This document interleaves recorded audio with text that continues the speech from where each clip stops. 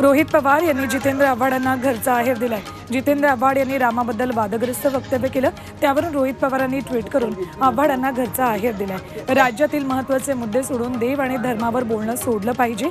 जे देवधर्माच्या नावावर राजकारणाचा बाजार करतात त्यांना ते लखलाभ असं ट्विट त्यांनी केले।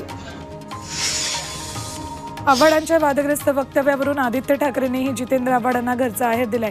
देवदेवतांवरून वाद व्हायलाच नको तशी प्रतिक्रिया आदित्य ठाकरेंनी दिली। वाद घालत बसणार की भविष्याचा विचार करणार असा सवाल त्यांनी केलाय।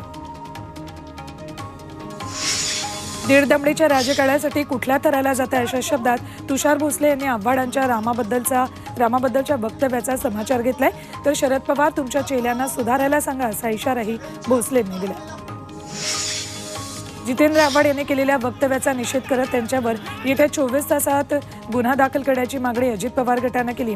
अन्यथा वर्तकनगर पोलीस ठाण्यात अमृत नोनी आर्थो प्लस ये एक प्रूवन फॉर्मूला है। इसमें मौजूद नोनी फल के गुण और आयुर्वेदिक जड़ी बूटियां शरीर को जरूरी पोषक तत्व देने के साथ साथ हड्डियों और जोड़ों के घिसने, उनमें होने वाले सूजन और दर्द को रोकने में मदद करता है। दर्द मुक्त जीवन के लिए अमृत नोनी आर्थो प्लस। मोर्चाकडून महाआरती करू असा इशारा आनंद परांजपेंनी दिला।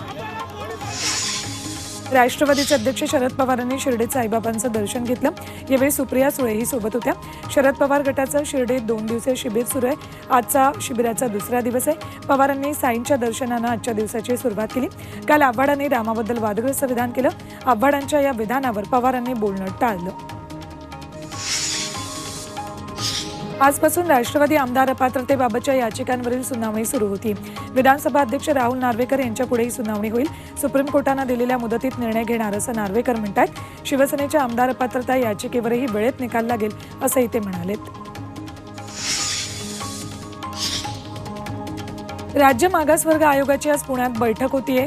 मराठा आरक्षणाच्या सर्वेक्षणासंदर्भात या बैठकीमध्ये चर्चा केली जाईल। या बैठकीमध्ये आरक्षणाच्या निकषांवर निर्णय होऊ शकतो। मंगळवारी जरांगे आणि राज्य सरकारमध्ये बैठक झालेली, त्यानंतर आजच्या बैठकीत काय निर्णय घेतले जातील याकडे सगळ्यांचं लक्ष आहे।